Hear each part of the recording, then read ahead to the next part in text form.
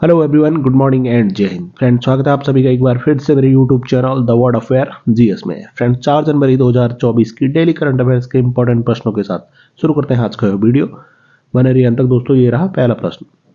तो धीमी इंटरनेट गति की चुनौती को दूर करने के लिए कोच्चि लक्षद्वीप द्वीप समूह सबमरीन ऑप्टिकल फाइबर कनेक्शन का उद्घाटन किसने किया? तो फ्रेंड्स, कोच्चि लक्षद्वीप द्वीप समूह सबमरीन ऑप्टिकल फाइबर कनेक्शन का उद्घाटन दोस्तों यह प्रधानमंत्री नरेंद्र मोदी द्वारा हाल ही में किया गया। किस उद्देश्य से?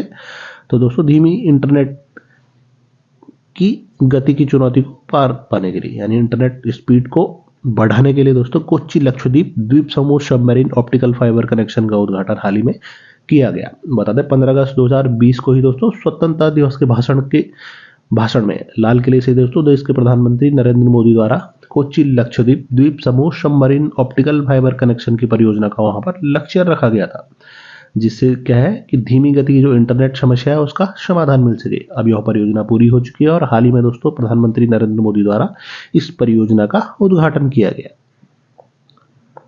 दूसरा प्रश्न। तो भारत ने कितने वर्षों के लिए संयुक्त राष्ट्र सांख्यिकी आयोग के सदस्य के रूप में अपना कार्यभार शुरू किया है? तो भारत दोस्तों अभी संयुक्त राष्ट्र सांख्यिकी आयोग के सदस्य के रूप में दोस्तों भारत ने अगले 4 वर्षों के लिए अपना कार्यकाल शुरू किया है। संयुक्त राष्ट्र सांख्यिकी आयोग, जिसकी दोस्तों 1947 में इसकी स्थापना हुई, और इस आयोग में दोस्तों वर्तमान समय में संयुक्त राष्ट्र के 24 देश शामिल है। तो संयुक्त राष्ट्र सांख्यिकी आयोग के सदस्य के रूप में दोस्तों भारत ने अपना कार्यकाल अगले 4 वर्षों के लिए शुरू किया है। तीसरा प्रश्न। तो पावर ग्रिड कॉरपोरेशन के नए अध्यक्ष और प्रबंध निदेशक के रूप में किसे नियुक्त किया गया है? तो पावर ग्रिड कॉरपोरेशन के जो प्रबंध निदेशक, अध्यक्ष और प्रबंध निदेशक बने हैं वो है दोस्तों रविंद्र कुमार त्यागी। ध्यान रहे, रविंद्र कुमार त्यागी, इन्हीं को ही पावर ग्रिड कॉरपोरेशन का नया अध्यक्ष और प्रबंध निदेशक नियुक्त किया गया है। तो रिसेंटली राजस्थान के मुख्य सचिव कौन नियुक्त हुए हैं? तो हैं दोस्तों सुधांशु पंत। वहीं स्पोर्ट्स अथॉरिटी ऑफ इंडिया की पहली महिला एग्जीक्यूटिव डायरेक्टर तो वो बनी है ललिता शर्मा। वहीं दोस्तों कांगो के राष्ट्रपति कौन बने हैं? तो उनका नाम है दोस्तों फेलिक्स त्सेसिसेकेदी। और इलाहाबाद हाई कोर्ट के चीफ जस्टिस तो वो बने हैं अरुण भंसाली। वहीं झारखंड हाई कोर्ट के कार्यवाहक न्यायाधीश कौन बने हैं? तो वो बने हैं दोस्तों एस चंद्रशेखर। बढ़ते हैं अगले प्रश्न नंबर 4 पर। तो हाल ही में MS स्वामीनाथन पुरस्कार से सम्मानित किया गया है। तो किसे हाल ही में दोस्तों MS स्वामीनाथन, जिनको भी दोस्तों भारत में हरित क्रांति का जनक कहा जाता था, इनको दोस्तों किसे हाल ही में MS स्वामीनाथन पुरस्कार से सम्मानित किया गया? तो वो है BR कंबोज। बता दें, BR कंबोज जो कि चौधरी चरण सिंह हरियाणा कृषि विश्वविद्यालय के दोस्तों प्रोफेसर है। प्रोफेसर BR कंबोज, इन्हीं को ही MS स्वामीनाथन पुरस्कार से सम्मानित किया गया है। इन पुरस्कारों का शुरुआत दोस्तों वर्ष 2004 में हुआ। MS स्वामीनाथन, इनका दोस्तों वर्ष 2023 में निधन हुआ है। कब? तो ध्यान दें, 28 सितंबर 2023 को। बहुत महत्वपूर्ण। तो MS स्वामीनाथन पुरस्कार जो प्रोफेसर BR कंबोज को दिया गया। 5वां प्रश्न। तो किसने हाल ही में जनरल ऑफिसर कमांडिंग के रूप में चेतक कोर की कमान संभाली है? तो वो बने हैं दोस्तों लेफ्टिनेंट जनरल नागेंद्र सिंह। यानी चेतक कोर की कमांड यह लेफ्टिनेंट जनरल नागेंद्र सिंह को हाल ही में सौंपी गई। रिसेंटली दोस्तों ईस्टर्न कमांड के कमांडर इन चीफ कौन बने हैं? तो उनका नाम है lieutenant general RC Tiwari, Ramchandra Tiwari.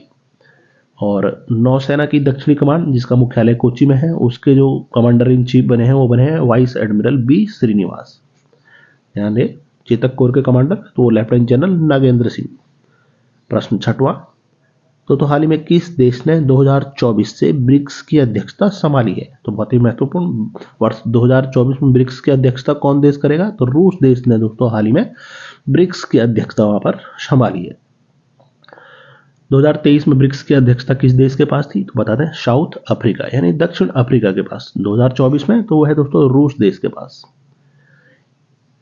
1 जनवरी 2024 से दोस्तों ब्रिक्स में 5 नए देश शामिल किए गए हैं। कौन कौन से? तो मिस्र, इथियोपिया, ईरान, सऊदी अरब और यूनाइटेड अरब अमीरात। किस देश ने दोस्तों ब्रिक्स में शामिल होने से इनकार किया? तो वो था दोस्तों अर्जेंटीना देश। 7वां प्रश्न। तो हाल ही में किस राज्य सरकार ने एक नई गवर्नेंस पहल के स्मार्ट को लॉन्च किया है?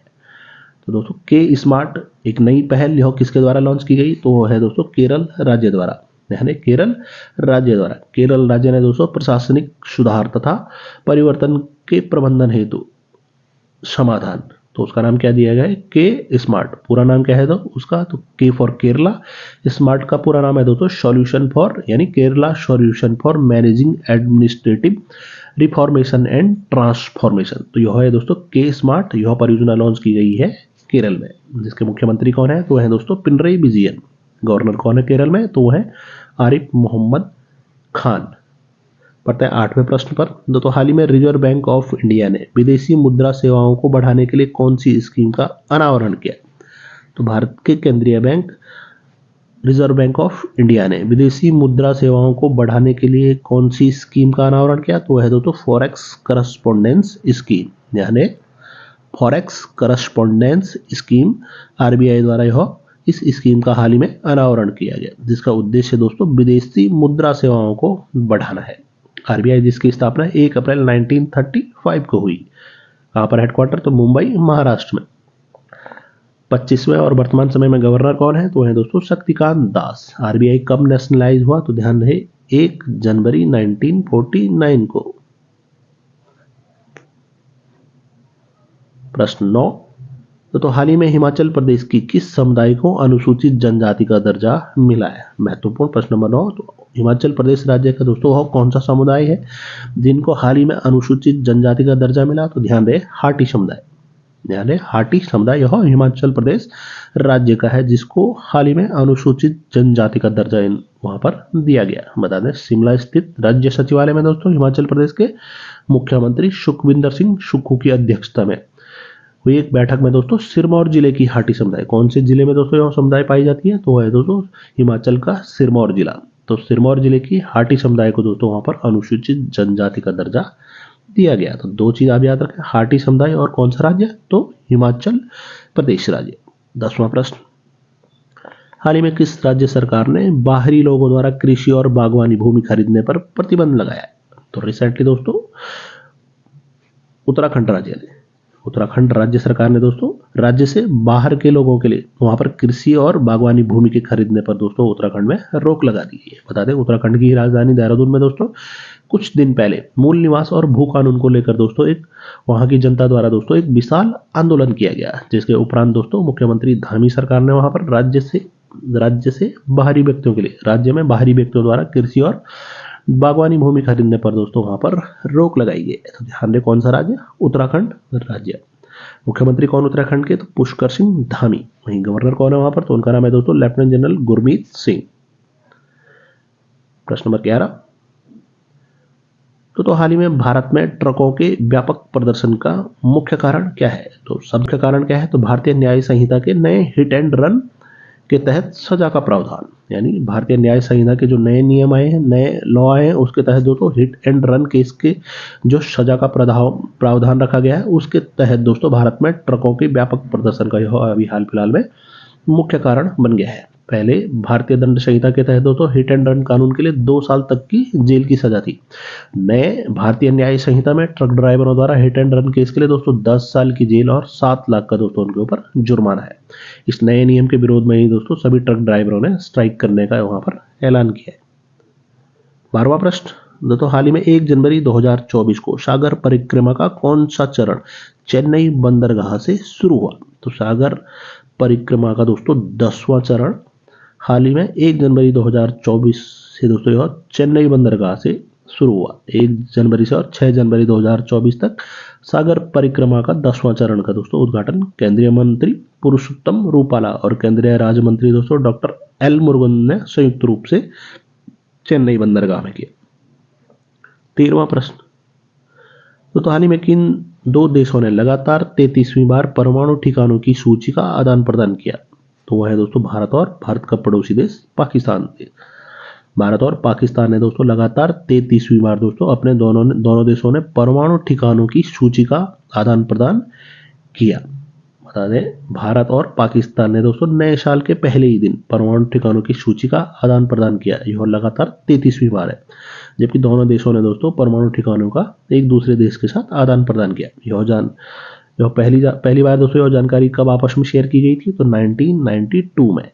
तब से यह दोस्तों लगातार 33वीं बार वर्ष 2024 में भारत और पाकिस्तान देश ने दोस्तों अपने परमाणु ठिकानों की सूची एक दूसरे के साथ आदान प्रदान की। प्रश्न नंबर 14, तो किसने साल 2024 को मानव संसाधन विकास और अनुसंधान का वर्ष यानी year of human resource development and discipline घोषित किया है? तो वर्ष 2024 को दोस्तों year of human resource development and discipline यह घोषित किया गया है दोस्तों इरडा के सीएमडी प्रदीप कुमार दास द्वारा। इरडा क्या है, तो दोस्तों यह है Indian renewable energy development agency. उसके सीएमडी कौन है, तो दोस्तों है प्रदीप कुमार दास। उनके द्वारा ही वर्ष 2024 को दोस्तों मानव संसाधन विकास और अनुसंधान का वर्ष या year of human resource development and discipline घोषित किया गया। रिसेंटली दोस्तों इरिडा के जो सीएमडी है प्रदीप कुमार दास, इनको ही लगातार दूसरे वर्ष सीएमडी ऑफ द ईयर के पुरस्कार के लिए इनको चुना गया है। अब उन्हीं के द्वारा 2024 को year of human resource development and discipline घोषित किया गया है। बढ़ते हैं अगले प्रश्न 15। उत्तर प्रदेश सरकार ने आपदाओं की पूर्व चेतावनी के लिए किस केंद्र का शुभारंभ किया? तो यूपी गवर्नमेंट ने दोस्तों आपदाओं की पूर्व चेतावनी के लिए राहत बाणी नामक केंद्र का हाल ही में शुभारंभ किया। राहत बाणी केंद्र का उद्घाटन दोस्तों यूपी के मुख्य सचिव जो है दुर्गा शंकर मिश्र, उनके द्वारा ही लखनऊ में किया गया। ध्यान रहे, राहत बाणी नामक आपदाओं की पूर्व चेतावनी के लिए राहत बाणी केंद्र का दोस्तों वहां पर शुभारंभ किया गया। रिसेंटली दोस्तों उत्तर प्रदेश में ही पहली कन्या सैनिक स्कूल का उद्घाटन कहां पर, तो उत्तर प्रदेश के मथुरा के वृंदावन में किसके द्वारा, तो दोस्तों भारत के रक्षा मंत्री राजनाथ सिंह द्वारा किया गया। प्रश्न 16, तो फ्लिपकार्ट के सह संस्थापक बिनी वंशल ने किस नाम से अपना नया स्टार्टअप लॉन्च करने की घोषणा की है? तो वह है दोस्तों ऑपडोर। ध्यान रहे, ऑपडोर नामक दोस्तों स्टार्टअप लॉन्च करने की घोषणा बिनी वंशल द्वारा की गई, जो कि फ्लिपकार्ट के सह संस्थापक रह चुके हैं बिनी वंशल। ध्यान रहे, ऑपडोर नामक स्टार्टअप को लॉन्च करने की उनके द्वारा घोषणा की गई है, जो कि दोस्तों ई कॉमर्स कंपनियों को एंड टू एंड समाधान प्रदान करने के लिए दोस्तों नया स्टार्टअप उनके द्वारा लॉन्च किया गया है। प्रश्न 17, तो किस केंद्र शासित प्रदेश के उपराज्यपाल ने इमामों, आलिमों और जुड़ी एक संवाद @राजनिवास का उद्घाटन किया है? तो यह किया गया दोस्तों दिल्ली के उपराज्यपाल वीके सक्सेना द्वारा। ध्यान रहे, संवाद @राजनिवास यह किया गया दिल्ली के राज्यपाल वीके सक्सेना द्वारा। 18वां प्रश्न, तो हाल ही में जापान देश में आए शक्तिशाली भूकंप की तीव्रता रिएक्टर स्केल पर कितनी मापी गई? तो मध्य जापान में दोस्तों 7.4 रिएक्टर स्केल का दोस्तों वहां पर शक्तिशाली भूकंप आया है। यानी भूकंप की तीव्रता 7.4।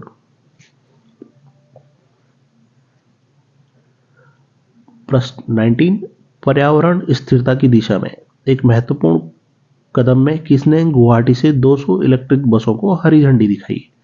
तो गुवाहाटी से दोस्तों 200 इलेक्ट्रिक बसों को हरी झंडी दिखाई गई असम के ही मुख्यमंत्री हेमंता बिश्वा शर्मा। गुवाहाटी कहां पर है? तो यह असम में। तो असम के ही मुख्यमंत्री हेमंता बिश्वा शर्मा ने ही दोस्तों गुवाहाटी से 200 इलेक्ट्रिक बसों को हाल ही में हरी झंडी दिखाई है। दोस्तों रिसेंटली केंद्र और असम सरकार के साथ किस गुट ने दोस्तों शांति प्रस्ताव पर समझौता किया है? तो वह है दोस्तों असम का ही ULFA, United Liberation Front of Assam. प्रश्न 20 और आज का अंतिम प्रश्न दोस्तों, त्वचा देखभाल के उत्पाद बनाने वाली ब्रांड निविया इंडिया ने अपना नया प्रबंध निदेशक किसे नियुक्त किया है? तो वो बनी है दोस्तों गीतिका मेहता। यानी निविया इंडिया ने अपना नया प्रबंध निदेशक किसे नियुक्त किया है? तो गीतिका मेहता को दोस्तों अभी निविया इंडिया ने प्रबंध निदेशक नियुक्त किया है। रिसेंटली हुंडई इंडिया मोटर्स की ब्रांड एम्बेसडर कौन बनी है? तो वह है दीपिका पादुकोण। फ्रेंड्स 4 जनवरी 2024 की करंट अफेयर्स के होते इंपॉर्टेंट प्रश्न। तो दोस्तों पिछले वीडियो में आपसे जो प्रश्न पूछा गया था कि हाल ही में अरविंद पनगड़िया को कौन से वित्त आयोग का चेयरमैन बनाया गया है, जिसका राइट आंसर था दोस्तों 16वां वित्त आयोग। आपके लिए पिछली वीडियो से ये रहा प्रश्न। तो आपको बताना है दोस्तों किस राज्य में 108 स्थानों पर सूर्य नमस्कार करने का गिनीज वर्ल्ड रिकॉर्ड बनाया गया। आपके सामने ऑप्शन मध्य प्रदेश, उत्तराखंड, गुजरात या राजस्थान राज्य। इस प्रश्न का उत्तर दोस्तों आप कमेंट सेक्शन में जरूर लिखकर बताएं। वीडियो की पीडीएफ हमें Telegram channel current affair by the word affair GS से भी डाउनलोड कर सकते हैं। उम्मीद करते हैं दोस्तों आपको ये वीडियो पसंद आया होगा। बहुत जल्दी मिलता है अगली वीडियो के साथ, तब तक के लिए बाय बाय, टेक केयर, जय हिंद।